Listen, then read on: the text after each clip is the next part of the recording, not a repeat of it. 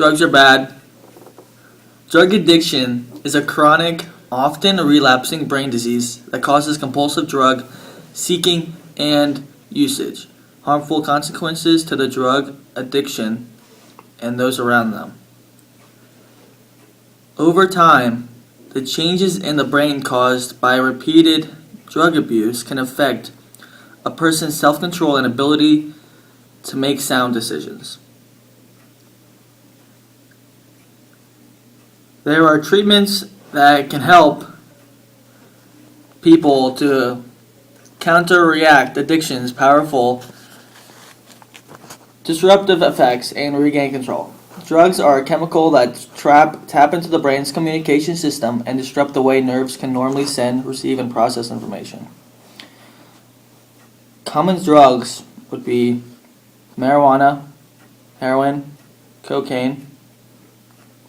These drugs are able to fool the brain's receptors and activate nerve cells to send abnormal messages. Cocaine or methamphetamine can cause the nerve cells to release abnormally large amounts of natural neurotransmitters or prevent the normal recycling of these brain's chemicals, which is needed to shut off the brain between neurons. Dopamine is a neurotransmitter present in regions of the brain that control movement, emotion, motivation, and feelings of pleasure.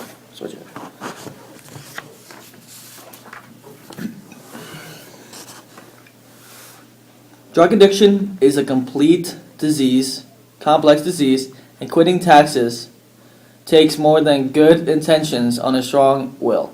In fact, because drugs change the brain in ways that foster compulsive drug abuse, quitting is difficult, even for those who are ready to do so. Drug addiction can be successfully treated to help people stop abuse drugs and lead productive lives.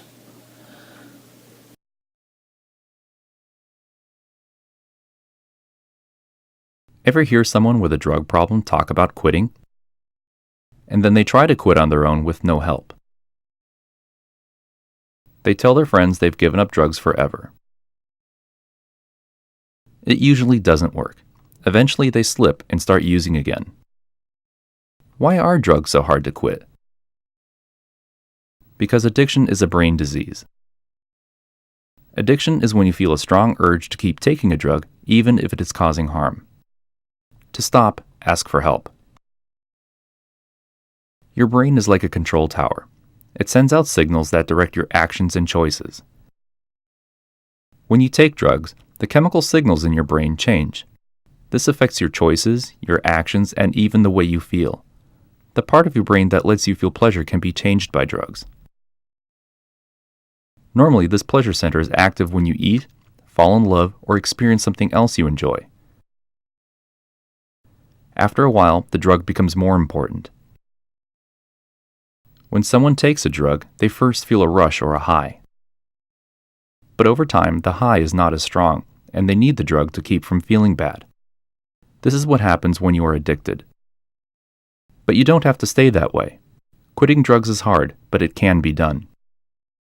If you or someone you love has a problem, get help.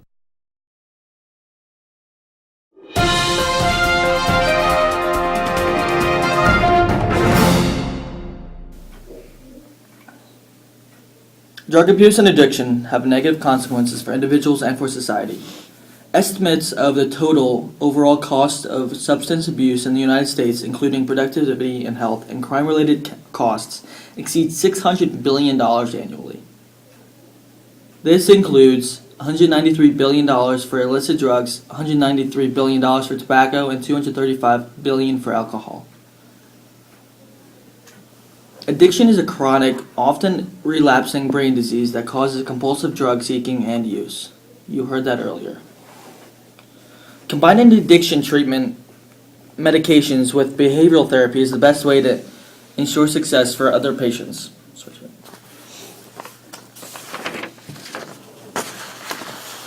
As a person continues to abuse drugs, The brain adapts to the overwhelming surges in the dopamine by producing less dopamine by reducing the number of dopamine receptors in the record count. Risk for addiction is influenced by a combination of factors that include the individual biology, social environment, and age or stage of development.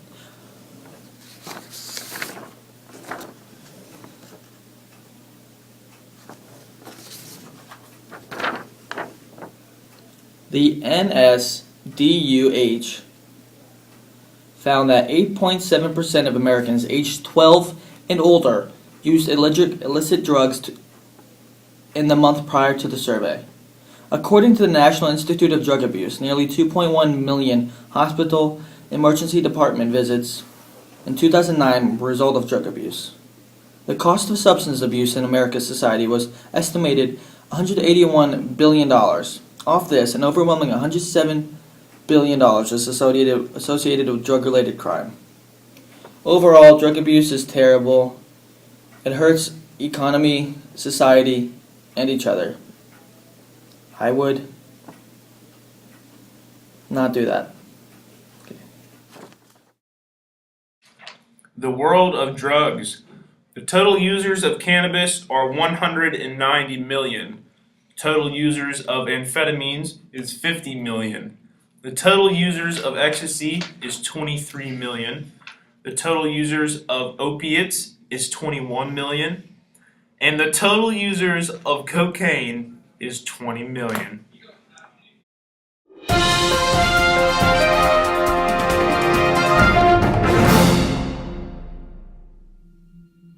Prescription drugs. When used properly, they can help. But last year, more than 80,000 Canadian kids used them to get high, even though it can be very dangerous. Prescription drug abuse. It can damage a teen for life.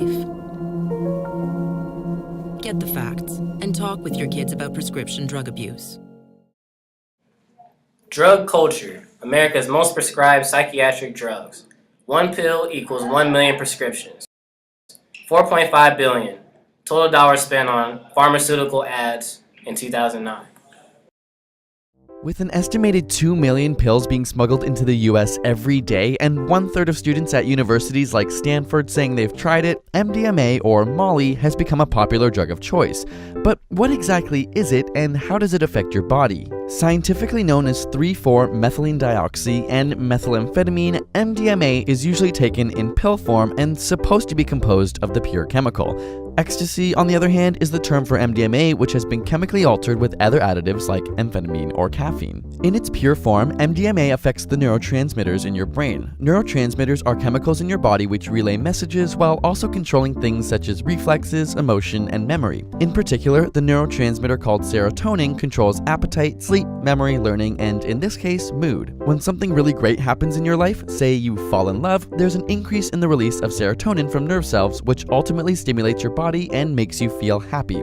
And it just so happens that when you take effective amounts of MDMA, these same cells are triggered to release enormous amounts of serotonin, along with other neurotransmitters like dopamine and norepinephrine, which trigger even more electrochemical firing in the brain. This change creates the intense experience of happiness, feeling social, increased empathy, and the inability to sleep, which is likely why it's such a popular party drug. These feelings generally last around 3 to 8 hours as your brain cells naturally work to reuptake the serotonin and have it chemically destroyed. But because MDMA releases so much serotonin, your body also destroys more than usual. This means when your brain function is back in its normal state, there is less serotonin available to bind to your receptors and make you feel good with normal events. This can also lead to a fairly severe hangover with side effects such as negative mood, spouts of depression, irritability, and feeling extra tired. Despite the negative effects, MDMA is being studied as a potential therapy for post-traumatic stress disorder and anxiety. PTSD patients generally have a decrease in brain communication between the amygdala and the hippocampus, but MRI analysis has shown that MDMA actually increases the communication in these regions. However, this treatment remains fairly controversial as studies on rats and monkeys have shown that even small amounts of MDMA